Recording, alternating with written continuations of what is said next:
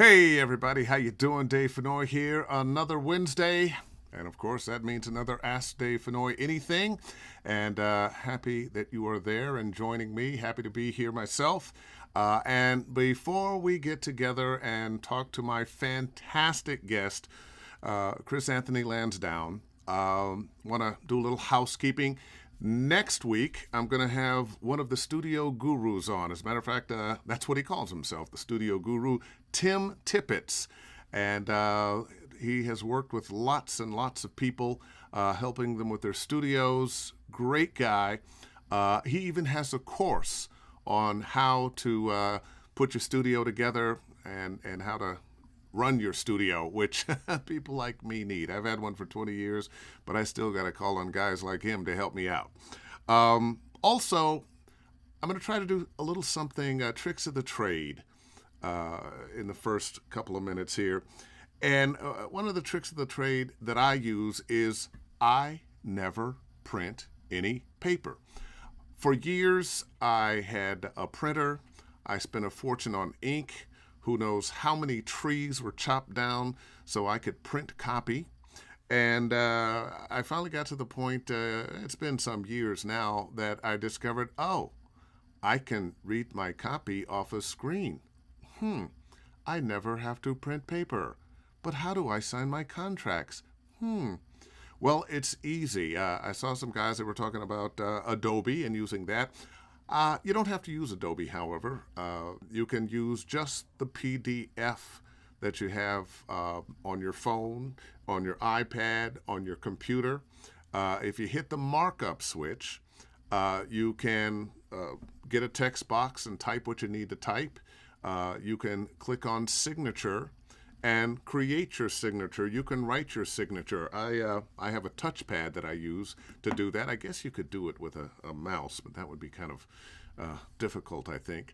And then you don't have to print anything, and you don't have to worry about file cabinets. You have a file on your desk, and you can keep track of everything you've got, all your scripts. One more thing with that, we're getting a lot of scripts with watermarks now. And sometimes those watermarks seem to kind of get in the way of the words you're trying to read. Makes it difficult. Well, highlight it all, then copy it over into a Word file. Get rid of the watermarks, and then you can blow it up, make it bold, highlight it, do what you want with it, and get your auditions in without trying to read around the watermarks. Anyway. All right, well, let's introduce our guest, Chris Anthony Landsdown. She is a friend of mine, has been a friend of mine for a bunch of years now. I don't want to say how many, but we've both been in the business about the same amount of time. And although she's done tons and tons and tons of work, her claim to fame is she has been Barbie longer than anybody else. Ladies and gentlemen, Chris Anthony Landsdown. How are you, Chris? Hiya, Dave. How you doing? I'm doing great. Everybody. You got Mickey and Minnie on your chest there.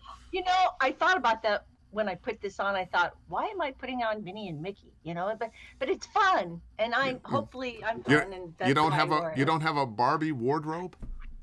I was gonna wear a pink shirt, and I thought, oh, that's so come on, Chris, pink shirt, come on. So I hope not to do it. Now, I'm going to tell people we met. We were part of a voiceover workout group, Yep. and sooner or later I'm going to get Robin on as well. Oh, Robin Uh, Armstrong. Robin Woo! Armstrong and I met for lunch. Somebody introduced us, and the two of us created this workout group that has gone for years. I actually, in the last couple of years, haven't been able to go because I've been too busy. But we would meet every week with a bunch of actors, voice actors, and it was just wonderful. And it's something I Great recommend for workout. everybody. Great. And you could do it long distance as we're doing now with, well, we're on Ecamm Live now, but Skype or Zoom. I guess Zoom would be the way to go these days because that's what they do. But enough of that mess. How did you get your career started? How did you think you were going to grow up to be a voiceover actor, or did this just kind of happen by chance? First of all, I want to say, because this is Ask Dave Anything, Mm-hmm. I want to ask you the first question. Oh boy, here we go. What's your favorite ice cream? Oh, chocolate. Ta-da! Now we got that out of the way. I got Okay. my first one in. Well, it's better than the boxers or briefs questions that you sometimes get. I don't care what you wear under there. Should I be insulted by that? No, don't be, because And that's what's wrong with the world. Not enough people care. you know what?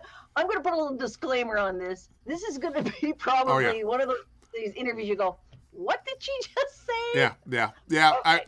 I know from the workout group, you're a mad woman. Okay, fine. I will. In the best straight sense up- of the words. Thank you. I will answer your question, which was, Did you know you were going to grow up to be a voice actor, or how did you stumble into this wacky business? okay. So, I did not intentionally set out to be a voice actor. In high school, I was in all the plays and all the contests and all the pep rallies. If they needed a crazy character to come out for the pep rallies and get the crowd going, I would dress up in no matter what they came up with. I would come out and do crazy fun characters.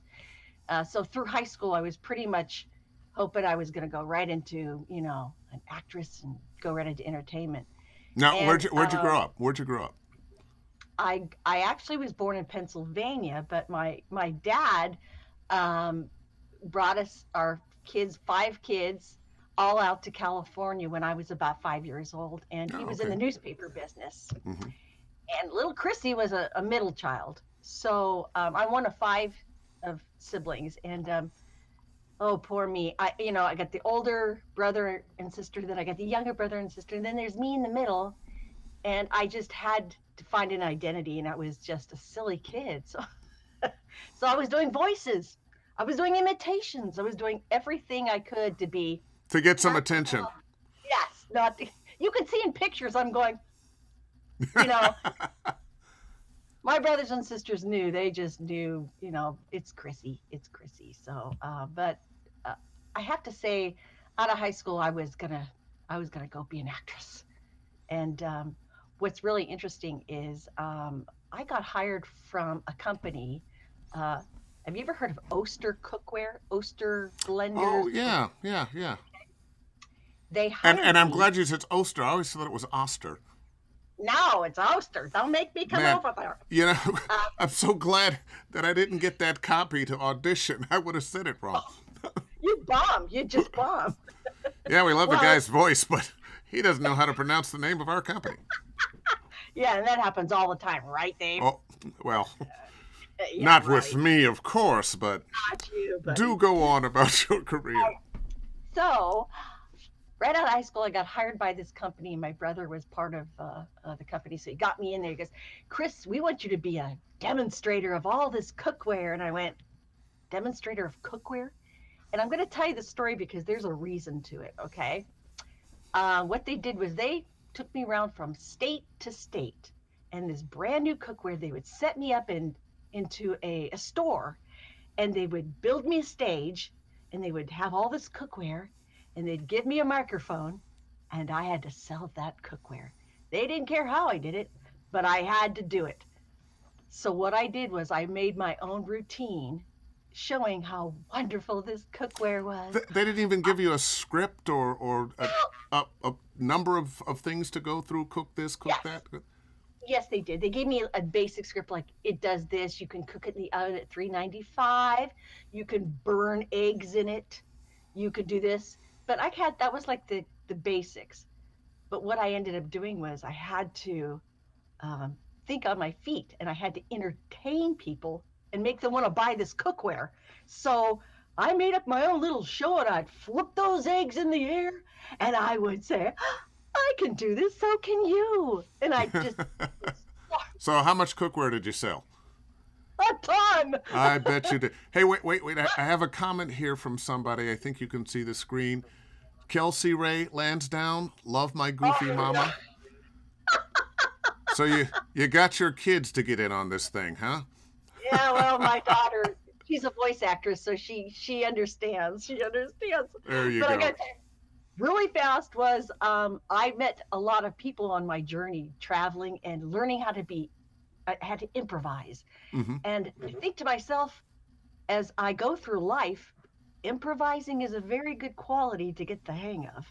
As you know, in animation and in voiceover, so what I did is I trained myself to improvise and be funny on the spot and talk to people in the audience. And that's the way I sold the cookware. I would interview people literally until one day I met a lady. And I'm telling you this because this lady has stayed with me my whole life. Her Wow. name was Stella Della Rose. Stella Della Rose was this country lady, and she had like blacked out front teeth. She had on these long braided hair, and she had this cowboy hat on and these overalls. And she looked at me and she says, Chris, I don't like your shiny pans. Well, if you really want to cook, you gotta cook with this wrought iron skillet. And I went, I was mesmerized by her. I couldn't forget Stella Della Rose. Stella And Della I, Rose. Okay. I think Stella she Della has a Rose, wine now. I kept her as a character years later, and I remembered her, and I still do imitations of her. 3 jobs, animation jobs came up that said, can you do this old country lady, backwoods kind of thing? And they described her. I went, yeah, just let me show you how I can do her.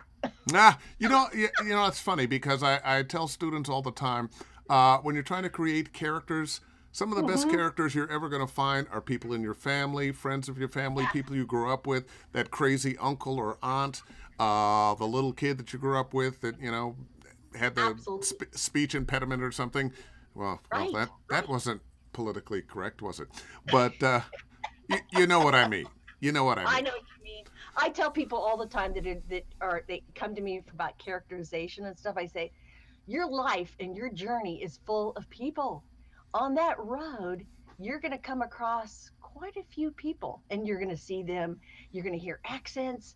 You're going to see how they talk, their mannerisms, and you just kind of put it in that bag and you put it in there and you save them.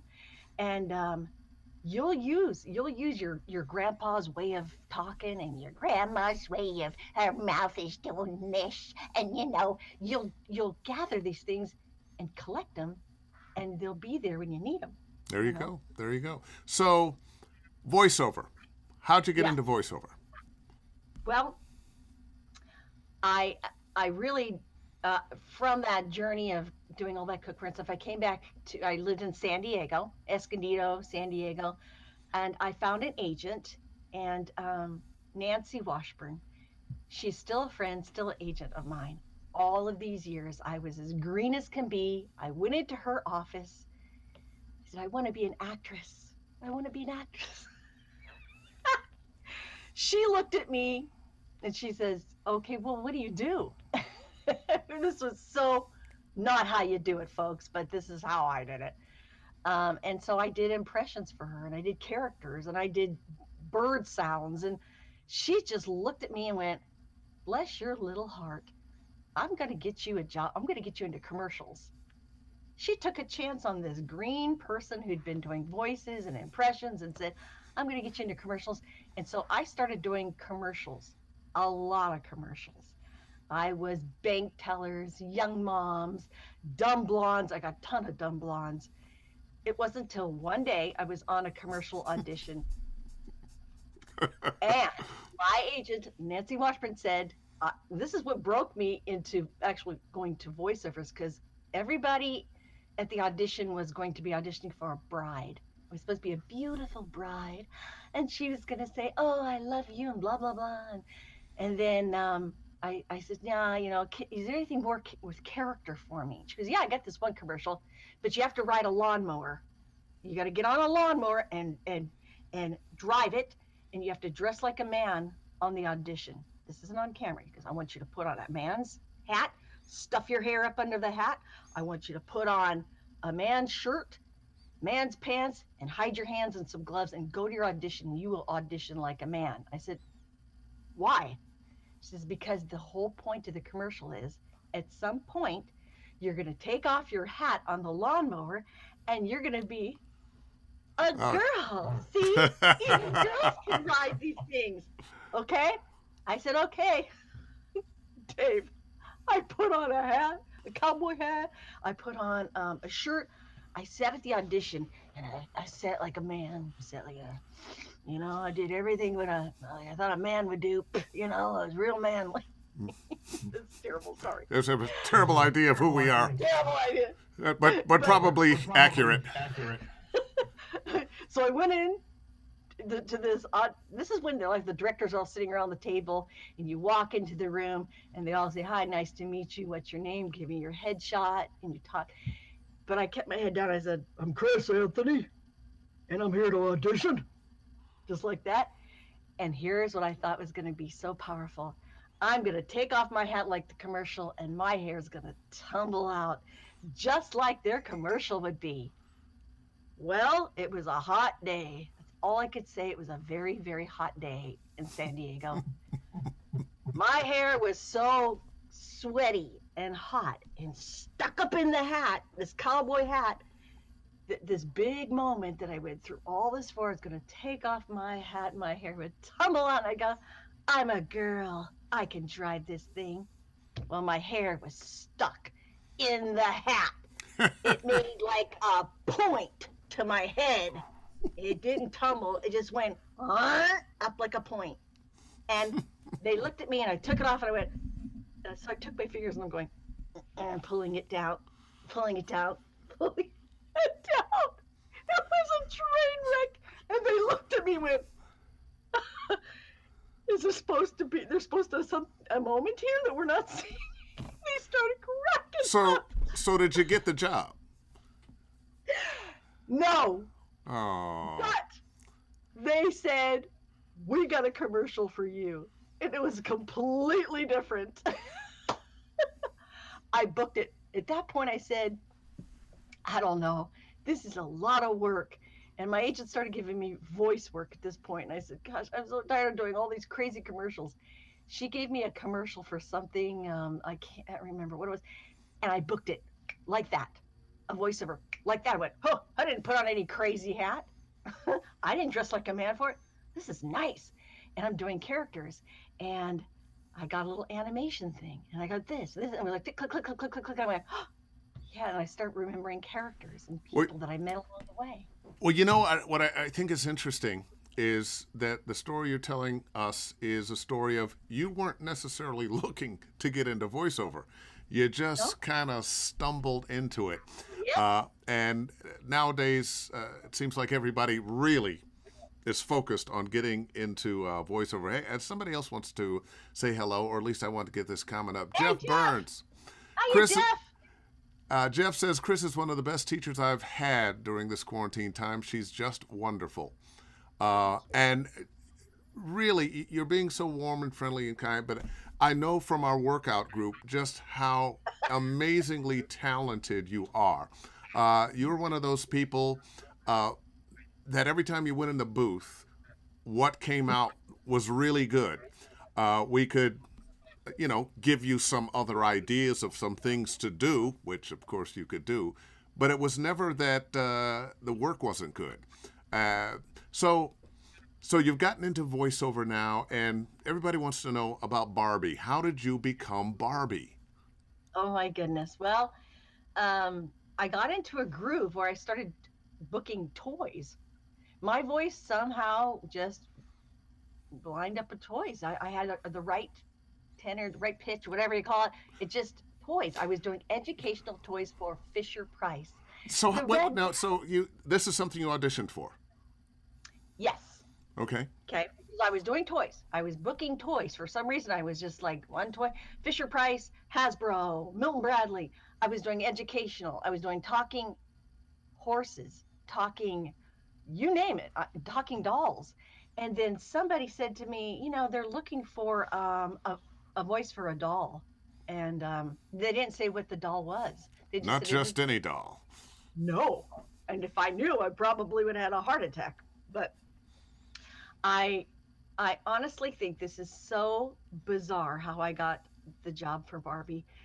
I want to tell you guys on this path of voiceover, there is no one way, no one road. It's your journey. And I want to say this, do not compare yourself to anybody. Don't look at that person who's booking this and that person's got that. It's your journey. And when it happens, it will happen to you the way it's supposed to. And so it does you no good. You can compete, but don't compare. Okay. Because that's the kiss of death. I'm going to So, repeat, you can compete, but don't compare. yeah. Another one I like, you are the secret sauce. Like secret sauce. But I tell you, because I've been in it for so long, and it's always like, I've gone up the mountain and down the mountain. I've booked, and I went a long time without booking, and I thought, what is wrong? But you don't give up. You stay on that journey. You keep on keeping on. And so I'm gonna tell you really quick, the whole thing with Barbie really fast was I did not go into a whole berserk a bunch of people auditioning for her. I was going to go down to Mattel and have my audition. This is 1994. And Back in the day, 1994. you make such a good grandpa. that's, Oh, grandpa! that's what my grandson says. Me and you, Davey. That's right. I would love to do something with Dave. You guys have no idea. We'd never get the work done, but that's okay too. But anyway, so I got this audition, and 1994. Guess what happens in 1994? The next day, my audition. An earthquake. The 94 Northridge earthquake Oh, happened. boy. It's like, oh my gosh. Well, it changed things quite a bit. And so I thought, well, I'm not going anywhere. We're having an earthquake here. And so I called down to Mattel, which was in El Segundo, which is probably about 45 minutes away. I said, I'm not coming. This is crazy. And the director on the phone said this to me. This is why I think even an earthquake can't stop you from doing what you're really supposed to be doing. I guess I was meant to do this. He says, Chris, can you just give me a little sample of what you think, this would sound like, your audition would sound like for her? And I went, well, who? He goes, for Barbie. And I went, Because you didn't know. I had no idea. Seriously, tremors are coming in my house. I'm going to audition for Barbie on the phone. So I'll make Thank this. God the phone didn't go down. Well, at the time, I'm just thinking, yeah, thank God the phone's not going down. And I'm okay, I will audition on the phone. Sir, what do you want me to say? And he says, well, Chris, how about if you just say, hi, this is Barbie. Welcome to McDonald's. Okay, fine. I kind of thought, all right, I'm just sitting on the floor, on my floor in my room on the phone, thinking, I'm going to audition for Barbie. So it, hi, it's me, Barbie. You look cool. Welcome to McDonald's. And it was quiet. And he said nothing. And I went, would you like for me to do it again? I mean, I know it's not very good. I'm kind of nervous. He goes, the typical actress thing, I could do it 12 times if you want me to. I'll do 50 times if you want. Well, he said, no. Can you come down to Mattel tomorrow? And I went, well, yeah, I guess I can. Did you like what I did? He goes, yes. Could you just come tomorrow? My head started spinning. I went, okay, I'm in some door. I told my husband, I'm going to Mattel. Take care of the house in an earthquake and our child. He goes, go, you can do this, Chris. You can do it. Just get in the car and go. I go, I can't even take a shower. We don't have running water. I put on my baseball cap, Dave, my Dodger cap. And I thought to myself, boy, I sure wish I could look like Barbie a little more than this. I put on my baseball cap, had on a sweatshirt, drove down to Mattel, and I walked into the lobby. Get this. There's this huge statue of Barbie in the lobby. I mean, like Oscar, like an Oscar. Yeah. This is the doll that built Mattel. We pray to her. Oh, Barbie, keep selling. And this was their baby. She was tall and big, and I'm just in my baseball cap, and I'm thinking, I'm going to be good. I'm going to be my best. So they said, okay, Chris, we're going to take you back to the sound design studio. Do not look around. Huh?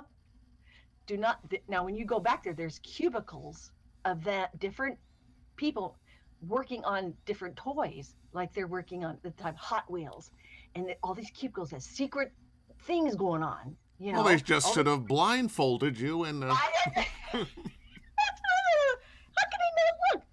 So they said, just stay focused, stay straight, go straight to the studio. And it's like, how can you not want to go? What are you working on? What are you working on over there? I peeked over at one, almost blew it. There was these ladies painting eyeballs for Barbie, like all these little eyes. That's what they did. These little women sitting there painting the eyes, like there was all these heads lined up on poles. Oh my gosh, I almost lost it. So I got back to the sound studio, sat in the stool, straightened my baseball cap, and then I looked through the glass window, and there was like 7 suits sitting there. Like, you knew you were in the big leagues. Everybody had dresses and ties and sitting there. The guy you spoke with had made a few calls. So I'm sitting there. I'm glad I'm potty trained. I gotta tell you right now. Well, that's why they make adult diapers. Okay,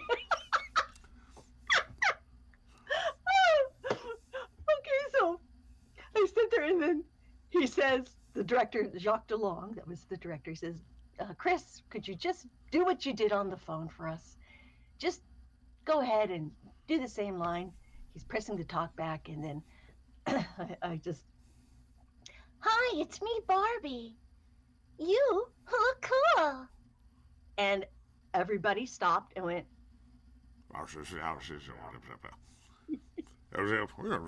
yeah. Nobody said anything. It was quiet. And again, I thought, Chris, don't say, I want to do it again. Just let it go. Be who you are and say, that was me. Well, slow motion, the director, Jacques, he takes his finger, goes to the talkback and goes, can you start tomorrow? I went, start what? He goes, you're going to be our Barbie. Wow.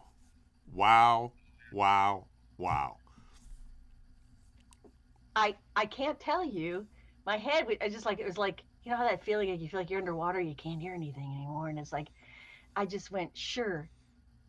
I went in the next day and we started a doll, a super talk Barbie that said 10,000 phrases. Well, so now, was it all day, and was it the next day and the day after and the next day and the day after? Well, that particular doll was Super Talk Barbie was our first project, our first doll. And it wasn't the pull string, Dave. You saw that. I'm looking around. I have shelves of toys. It's a button, you press it and then she talks, but it took us probably 3 days because all of her sentences were mixed and matched. Like, I want to go to the mall with Ken later for pizza. They put it all together because that's how I did it.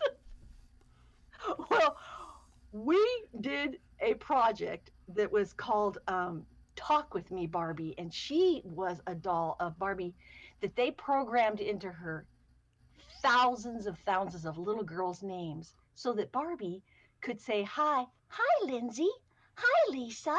So she could say every kid's name imaginable. But it took us 3 months to put all those names into her. So they gave me baby books of names. They gave me names. Then it started getting into other languages. Oh, and yeah. Going, Lindia, Kunchala, Batiko, Papa. And like 3 months of doing that, and I was crazy. But the cool part was her mouth went up and down as she talked. It was the first talking Barbie with her mouth that went up and down. Huh? Wow. Until she came out at Christmas. And guess what happened? Millions of people Barbie's mouth got stuck. Got stuck like this. Oh. And I go, you know, Wait a minute. Let me get my Ken doll. I think we got some action here. my child's Barbie's mouth will not close. I did dentist Barbie. I did Spanish speaking Barbie, astronaut Barbie, you name it, every Barbie. And each Barbie had a different attitude. So this Barbie would be more like this. She would be strong and she would be a teacher. But I think probably the challenging one was Spanish speaking because I told I don't speak Spanish. So so what was that like? So and this is at a point where it didn't even occur to them that perhaps they could find a Spanish speaking person that could do Spanish Barbie. Well, after they heard me, they probably did. But I could, you know, ¿Cómo se llama? Oh, Roja. I could say certain things, but they brought in a linguist. I tell the story because this guy was he was so handsome. He came in and he sat next to me. He goes, I'm going to teach you how to speak Spanish. And I went, okay. And so every word he said, I would repeat. Every word he said, it's Roja, Verde, you know, until he got to this part. He says, I love you. And he said it in Spanish. And all these people in the recording booth are going, I had to go, and it was like everybody's going, oh my gosh, Barbie is. Well, anyways, it was a very funny moment because they knew I was turning 20 shades of red. And you were married to your husband at this point, right? Yes, of course. Yeah. I was a married woman, so I love it. So, yeah, that would have had to have felt strange. But you know what? Hey, if you're an actor, that's right. I think about the on-camera actors in all the love scenes when they're. You know. I don't know how they do that. I could not be smooching with some other guy. Well, the truth of the matter is, they're not really that sexy because you're there and there's a crew and camera and director, and it doesn't feel sexy at all. It's not not an intimate moment. It's more like, hey, your lip's not over there right. You know, could you move your lip over this way? You know, it's so funny because I tell people that the journey I was talking about, when you book something, you have to remember, it's like riding a wave. You ride that wave, and then at some point that wave kind of comes down and it ends. And for me, I did cell phones and talking skates and talking watches, like I said, 50 to 100 toys. And there was one point that I've been doing voices for many years, but so I knew to be grateful. You know, everybody that's been on your show, Dave, you know, it's gratitude, being grateful, just count your blessings. Sometimes you're going to be at the top of the heap, and sometimes you're going to be at the bottom. Yeah. And for me, when I die and go to the great beyond, the great voiceover booth in the sky. I don't really want to be remembered as the best voiceover actress. I want to be remembered, and I don't mean for this to sound corny, as a good person. Because on my journey doing all this work, it's the connections to people that are more important than the job. They'll remember you more for who you are than maybe the perfect take. I don't know. That, to me, that's how I feel. So I would rather, you know, I don't need to have my name up in big lights. I just want to know that's like on my journey, I'm connected with people. I'm talking to people. I want to know about your husband, your kids, how's your dog. That's how I. But you know what, you as long as I've known you, that's how you always show up. Is, hey, what are we doing? We're having some fun. You know, you have never, that I recall, in any of our meetings in a voiceover workout group, you always had something positive to say along with the critique and how you can make it better. Thank you. And just a consummate pro, and your ego not, hello, here I am. Oh, please. I can't because I would mess up. The minute I try to be, this way, I'm going to trip. I'm going to do something that's going to embarrass me. And I go, you know what? Now you know it's really me. So So that's what let me ask you this. Um, so many people are studying with you, studying with me, lots of other wonderful teachers out there. Uh, who did you study with? this is interesting because I took acting classes in my earlier years. And it's funny, I was thinking about this the other day. There was one um, improv acting class that I took. This is going to date me for sure.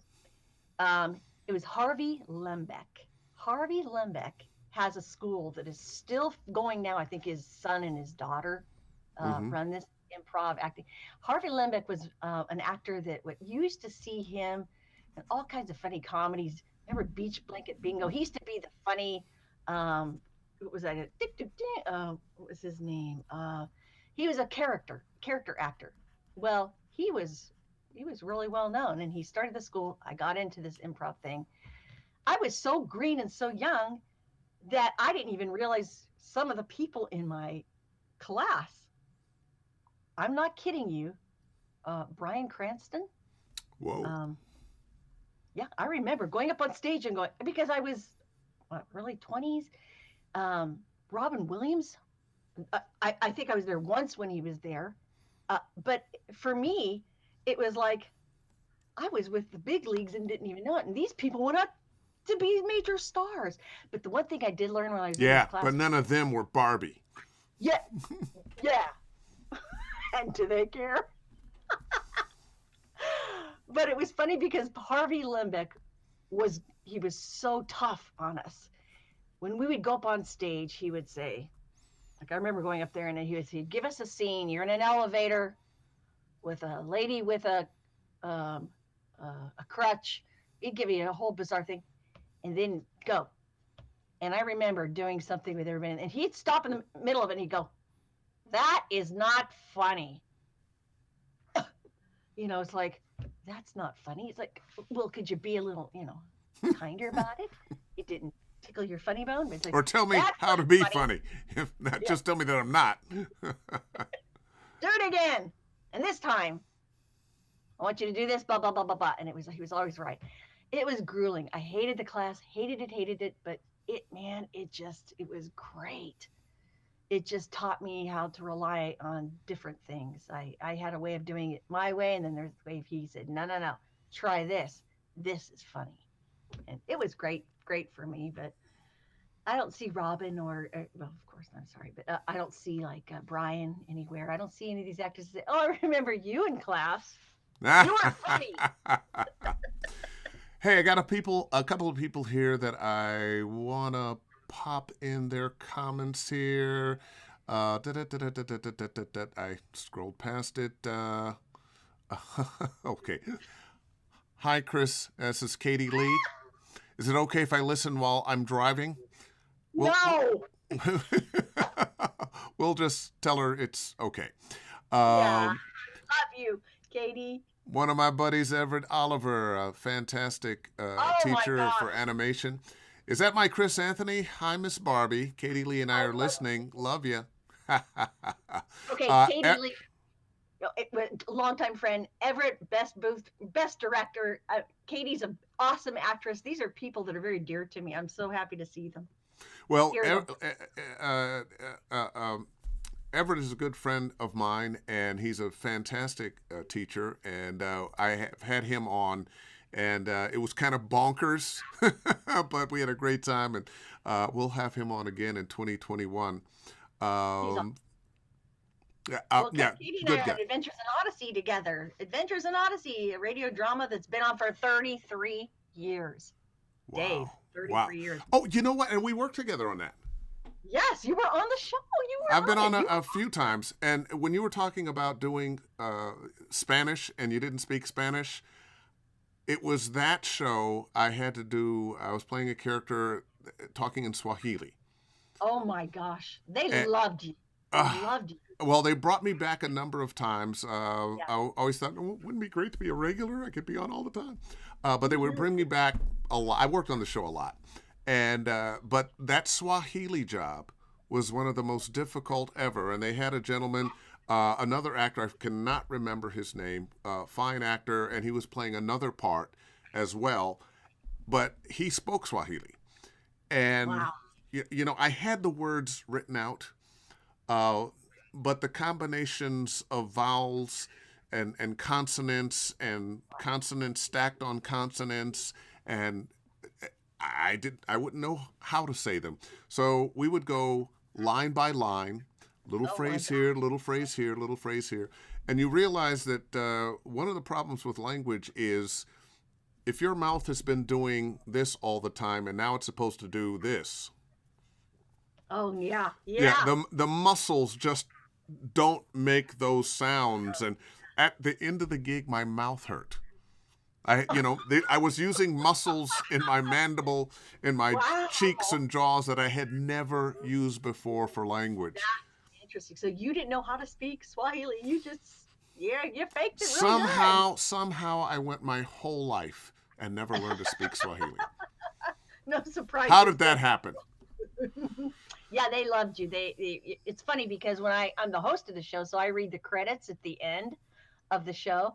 And like Katie is my dear friend. She's been on it for 33 years, and Will Ryan, and oh my gosh, Townsend Coleman. Townsend? Townsend, did I say his name right? Yeah, Townsend, Yeah, Townie. We're going to Townsend. have him on sometime next year. Oh, you And got it. Townie and I grew up in Cleveland, went to opposing private boys' schools, had Oh known no. each other. We didn't never met each other in Cleveland, but we'd worked on cartoons together in L.A. We'd known each other for 20 years before we figured out we were both from Cleveland. You're kidding me. And then did you go to separate schools together?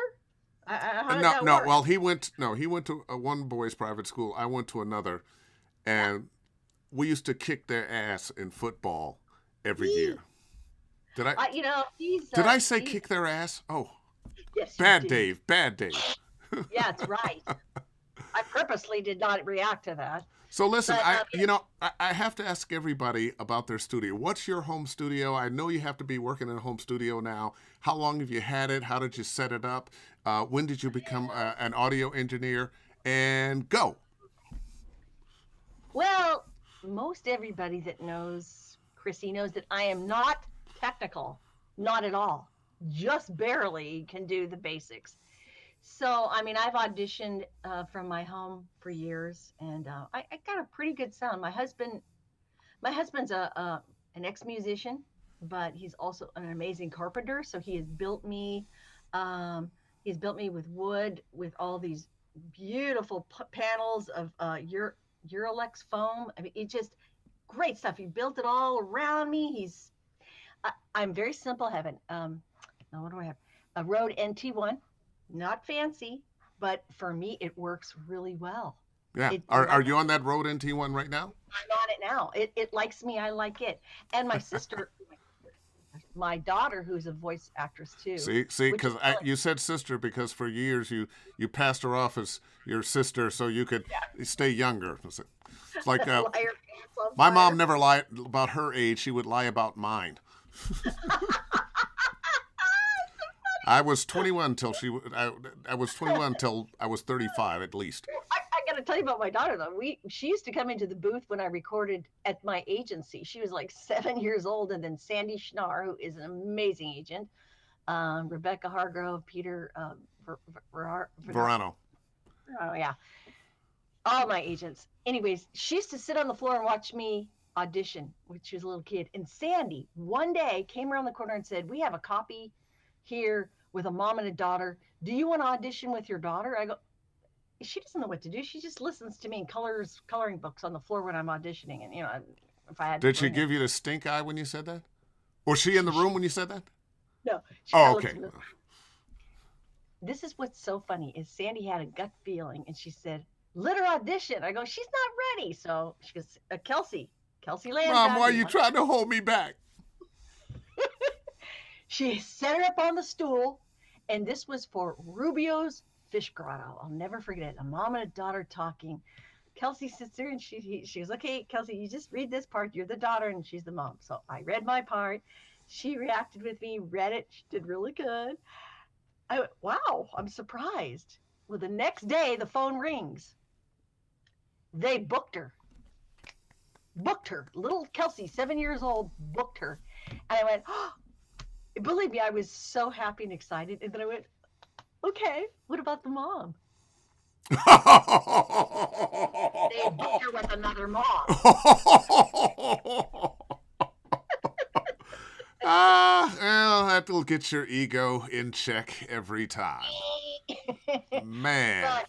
But not to be a proud mom, but my daughter has grown up to be quite a voice actress. She's doing quite a few. She was on Spider-Man that came out. She's on Ah, a bunch of video games. I can't mention. She does voice matching. She is. We have voice offs. So Kelsey and I'll go, okay, let me hear how you're going to do that. And I go, no, no, no, wait a minute. What's your audition say? It's the same audition I have. We had the same auditions. well, guess what? She's here. Let's see. We have our own sound engineer in the house. Ha Here ha she ha. is. Talking about your husband. Oh, not sister. Ha ha ha. And come on, ma. I don't know if that's a come on, ma, or come on, ma. Yeah, You that's a know, come on, Ma. well, we'll have to. Yeah, And ha ha, exactly. I'm sure there'll be we get some the more same before the. auditions. Same auditions, and we both go. I don't want to hear how she does it because then it's like I'm going. She's really doing that good. I want to hear hers. Go away. Actually, I'm so proud of her. It is so awesome because if one of us gets it, it's a win-win. You know what I mean? Yep, yep. Let's see. Oh boy, and you're bringing some memories for a lot of people. This is just one of many. Elsie brought us with a treat. When I was young, I was a member of the Barbie fan club. LOL. Anywho, I do a variety of voices. Really want more animation gigs. How to get into being voice for toys? Is there a special demo? That's a good question. You know. What was your name? What was her name? Elsie. Elsie. Hey, Elsie. How's it going? You know what? I never had a demo for toys. Back then, it just didn't happen, and you barely had. You had a commercial demo, and you had a animation demo. That was it. They didn't have promo demos and all these demos. And when this is so and tells you how old I am. I mean, it's like you had your demo were on cassettes. I'll say They were my first demos were on reel to reel. cassettes, reel to God damn, I love you, Dave.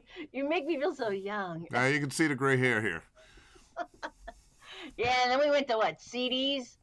And then it's like, No, it went to DATs, oh, that's. which were more expensive than they better sound quality, but more expensive than the cassettes, and then they went to CDs, and Yes. then finally to MP3s, and if MP3. and if you had I had an agent in New York and an agent here, and oh wait a minute, let me make myself big. There I am. There I you had an are. agent in New York and in LA, so if I had an audition that had to get into New York by the next day, Yeah. I would have to record it early enough to get it on the cassette or the Oh DAT my God. or the CD as the years went by, and then get to the FedEx office by 4:30, so it could get to New York and in somebody's office by 10:30. We have it so easy now, but they're taking such advantage of us now. They know we're home because of the. Yes. So I don't know about you, but I'm We're getting trapped. We're yeah, trapped. I'm getting more last minute auditions than ever before.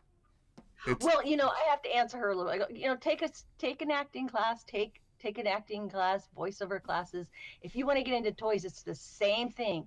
Toys are acting, and so are commercials are acting, and animations act. It's all acting. So your basic, get into an acting class, a voiceover class, train up the best you can. It's because toys are not really that different.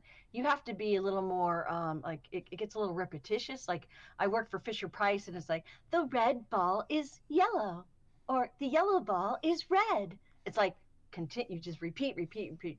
But you have to be that person that they want you to be, and you have to believe you're her. Like if they wanted me to be a young mom, I would think about little kids. I'd think about how I talked as a mom. Most of my kid voices that I do are because honestly, when you look for me at a party or somewhere, I'm not in the room with all the adults hanging out, clinking glasses. I'm over with the kids, and we're playing games. I'm on the floor playing, all kinds of stuff with them, and I'm listening to their voices. I'm thinking about how they talk. Little kids, nothing comes out when they talk, and it's like there's all these little mannerisms, and little boys are just, I can do it, I can do it. It's like there's attitude behind it, and I'd sit on the floor and memorize kids. So when I came to do a toy or whatever I did, I'd pull from all that. Yeah, I remember how they talk. I remember how they didn't get it right the first time. And anyways, I just feel like I think the question she really is asking, although that was great advice, the question she's really asking is how. I just trail off. That's No, so. Because she should be. As a matter of fact, anybody who's doing voiceover and wants to do character voices, listen to people of all ages, and if you want to do kids' voices, kids. But I think what she really wants to do, how do I get in touch with the people at the toy companies? And I would say I would use LinkedIn. If you are represented by an agent, first of all, I would say, hey, I have an interest in being a toy voice. Are we getting any of those auditions? Can you put me up for any toys that come in? Well said. And go to LinkedIn and find the toy manufacturers and start getting in touch with them, and perhaps even put together a toy demo, which would mean doing some other research to find out what kinds of I see you're taking notes. Okay, what kind of voices they're using for toys, because what you were talking about with Fisher Price, their focus is education. So what voices, or how are the voices for education? What's the copy like for education? So that you put something together that immediately says to them, oh, yes, this is what we want to hear. Dave, you're so good. You're so great at that. It's like, that's right. Whatever he said, I was going to say. So that's master, I tell you. It's like you're making me look bad. No, I'm not making. You're looking fantastic. What's the? Oh, go ahead. No, I was gonna say, I gotta show you something. I pulled out intentionally a toy to show you this. Okay. Okay. This is. Oh, My Little Pony.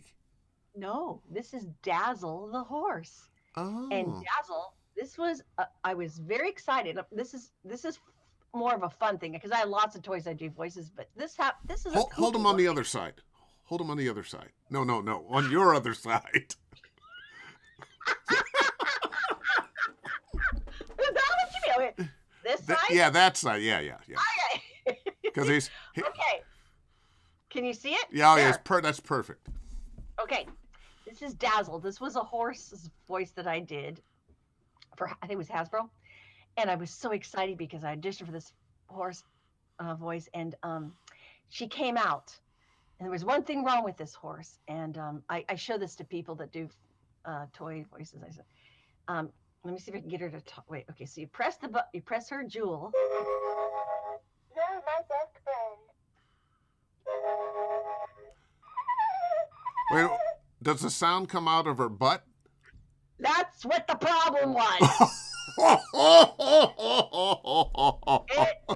It didn't work because everything she felt like birth. They made a huge mistake and put her speaker. That was fun. Let's go. Oh, wait. It was a bomb because it was in her butt. We got another comment from your daughter, Katie, Kelsey. Now the words say, "Hey, that's my Dazzle." I'm not sure if it's "Hey, that's my Dazzle" or "Hey, that's my Dazzle." Katie, which is it? Which is it, Katie? Which is it? Here's the horse that I thought was going to launch my career. Stop! No, stop talking. Okay, I'm going to get rid of it. Okay. Bye, Dazzle. She's still talking. It's kind of like a bad Twilight Zone. All right, but before I forget, I got one more toy. Can I show you my one more toy? Oh, please. Okay. Are you ready? Da, da, da, da, da, da, da. Oh, Wait. yeah, there you go, right there. Okay, I'm not showing all my best work. I'm showing probably my worst work. No, I'm kidding. This was Barbie. If you can see here, this is Barbie. This Uh-huh. is Stacy and Kelly. Are those her little Okay, sisters or her that's kids? her little sisters. And this was Christmas. Shh, Dazzle. All right, so I'm showing this because it was Christmas when we did this. Barbie hadn't sung a whole lot in Uh-huh. Christmas songs. So get rid of this stupid horse. It keeps talking and putting pillows over it. You know, Okay. sometimes it just goes off the rails. Okay, if you hear her talk, she'll eventually be quiet. So I was going to tell you about these 3 dolls. So it was Christmas time, and they wanted Barbie to sing her first Christmas song. And I sing, but in character, I don't sing like really great, Broadway songs. And I'm not the greatest singer. You're not but Mariah Carey. You're right. So Barbie was. Oh, it's under there. My husband's so sweet. He's grabbing Dazzle, taking her to another room. Hi, Dazzle. So anyways, they wanted Barbie to sing "Deck the Halls." So it's "Deck the halls with boughs of holly," right? So Uh-huh. she was gonna sing, and then Stacy was gonna chime in. Let me see if I get it to do it. I don't know because I don't have it. Let's see. Sing, Barbie. Oh wait, I could turn it on. Yeah, that would help. Okay, well, anyways, okay, she's not gonna sing, so you know what, kids? Yes, Take your ladies and Barbie gentlemen, and this is live. How embarrassing. Okay, she's not gonna sing. So, anyways, Barbie was gonna sing "Deck the Halls," and Stacy was gonna sing in harmony with her, and her little sister Kelly was gonna sing too. So, first Barbie, they're recording me in the studio, so "Deck the halls with boughs of holly," and then Stacy comes in, the girl doing Stacy's voice, who I hope is not anywhere around here. She was awesome. She was Mariah Carey. She just belted it out. She was so good. Everybody goes, "Wow, she's really good." And I went, "I'm Barbie." Okay. And then Kelly comes in. Okay.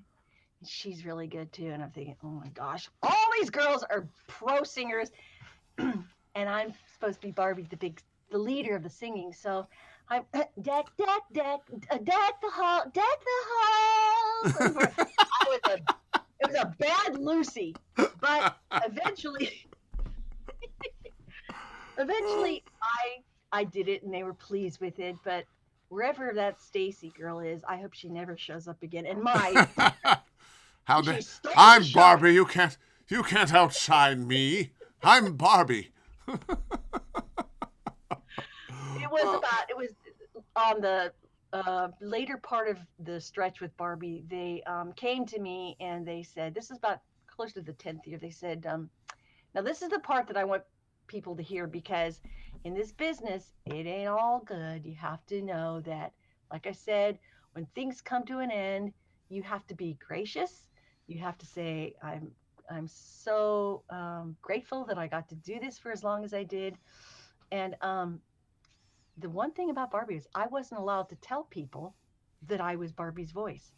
Mattel did not want me to tell people that I was doing her voice. They wanted Barbie to be Barbie. They wanted the mystique, not my face. They wanted Barbie to have her voice was her. So I could not tell people I was doing Barbie all those years. Wow. I was doing toys and commercials for Target as her. I was doing all kinds of things. But the one thing I did do that Mattel doesn't know, and they can't Well, get they know now. I would call kids, little girls, sick. Aw. Maybe going through a divorce. Maybe going through. I'm not telling you this because I think I'm all great. I'm telling you this because this was my part of who I believed. I wanted Barbie to be every little girl's best friend. I wanted her to be friendly and accessible, and I didn't want her to be airheady and dumb. I wanted her to be sweet and they could talk to her. And so what I did was, people tell me this little girl's sick. this little girl, we're going through a divorce. Her grandma died, her dog. I would call us Barbie and I would talk to them and I'd say, it's going to be okay. And I'm here for you. And I would talk to them. Mattel never knew I did that. Oh, well. But during that 10 years, during the very end of it, they came to me and said, Chris, guess what? You're going to be in Toy Story. What? Wow. Toy Story? Yeah, no, this is not a happy ending, so don't get excited. Oh. So what happened was I got so excited I'm going to be in a feature film. I mean, thank goodness and thank God I've had parts in films and things since then, but this particular one was Toy Story. Toy Story, yeah. And Barbie was going to be in it. Remember? Yeah, yeah. So I told my mom, I told the mailman, I told DaveFennoy, I told everybody. Well, a week later, they came in and they said, Chris, Disney decided that they're going to do their own Barbie. Huh? Yeah, they want to. And you know that had nothing to do with you. That had nothing to do with you or your performance. That was some mess between Disney and Mattel. And you just were at its effect. Yes. And I can't tell you that at that moment I went, oh, you take a deep breath and you accept what it is, because you can't change things. And Mattel didn't really go to bat for me. When Disney wanted something. Yeah. So they brought in another girl who does, well, she has red hair and she's a little mermaid under the sea. She did the voice. You know what I'm talking about. I'm not doing the name, Dave. Okay. You know, she's a mermaid and she's got red hair. And Disney has her doing something. So she did the voice and I went, huh? After 10 years? What? And it was funny because when the credits rolled on the screen, her name rolled on the screen and people went, oh, so that's who's been doing Barbie. Oh. But you know, we know who the real Barbie is. So sweet. We know who the real Barbie is. I'm telling people because you be grateful. You know, it's when it ends, and it's like I had to kind of adjust my dial and say, I'm not all about voiceover. I am Chris. I have people in my life I love. I have family. I have other passions. And forgive me because I know some people you think you should live and breathe it. And amen, that's your thing. But me, I make my life full of other things. And so I invest in. And I'm going to suggest to people that you make your life full of other things because that will make you a better voice actor. Yeah. If all it is voice, and copy, you don't experience what it is you're supposed to be creating in your voice work, which is the human experience. Yeah. I went through a huge drought where I was getting nothing. I thought, I'm washed up, I'm done, it's over. And then I did an audition for, DreamWorks. I booked it. And then all of a sudden, Fallout 76, the video game, I booked a couple roles on that, which was way different than Barbie. It was like really deep, video game. But see, I know from the workout group how talented you are and how wide your range is. And I think sometimes you get stuck in one thing. I don't want to say stuck because it wasn't stuck. If it was stuck, it was stuck good. But you get used to doing that one thing, and because it's bringing you, your work, your money. I was going to say acclaim, but you couldn't tell anybody. And then it goes away, and sometimes you kind of have to adjust. Well, who am I really? Oh yeah, I am this person. And I know from the workout group, you're a fantastic talent. So I know I'm not surprised. I remember when you first joined the group and you just came in and blew everybody away with the characters that you did, no matter what age they were, no matter whatever they were, you were killing it. And you're still killing it. And I appreciate that. It's like I said, to me, it's like there's got to be more to my life. There just is, because like I said, you got to have a plate of food, and you have a balanced plate. You have your meat, your potatoes, your vegetables, and it's like you eat on your plate and you don't. Careful, I know we have some vegans listening. Okay, wait. So say you get all, but you don't look at somebody else's plate and you go, oh, I want what they have to eat. I want that. No, you focus on your plate and you say, I got a good plate. I'm going to eat what I got. And I'm going to do the best I can.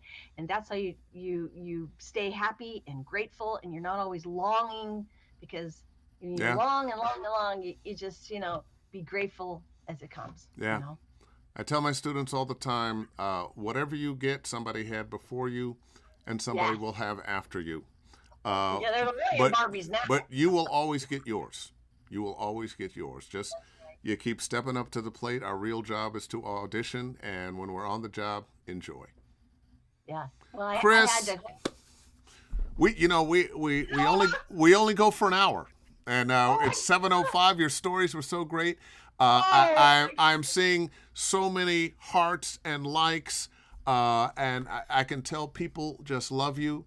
And you're bringing something very important, I think, to the voiceover community again. Not just this is how you do it, but a real attitude, a real way to approach your life as a voiceover actor. And I just want to thank you for being my guest today. It's I'm fantastic. honored. Dave, there's a million talented people out there. You asked me, and I think to myself, why me? And I thought, I don't want to know why. I just want to ask me to come back. No, because you're fantastic. You're fantastic. You're So a are you tremendous here? talent. And you've done something nobody can ever take away from you.